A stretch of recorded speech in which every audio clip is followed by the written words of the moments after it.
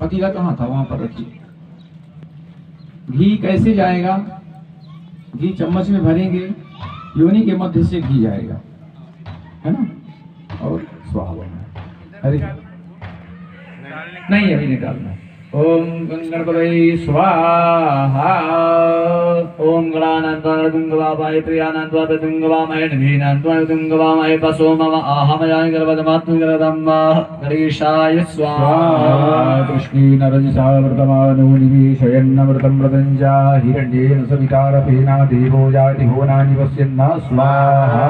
कृष्णेन रजसा वर्तमानो निवेशयन्नमृतं मृतञ्जा हिरण्येन सवितारथेना देवो याति भुवनानि पश्यन्ना स्वाहा। ओम एवं देवा असपत्नगों सुपद्भं महते श्राय महते ज्येष्ठाय महते जानराज्याय इंद्रसेन्द्रियाय इमामामकिया पुत्रा मामके पुत्रा मसे भिषा एकवो राजा सोमोस्माकं ब्राह्मणा नागुरा।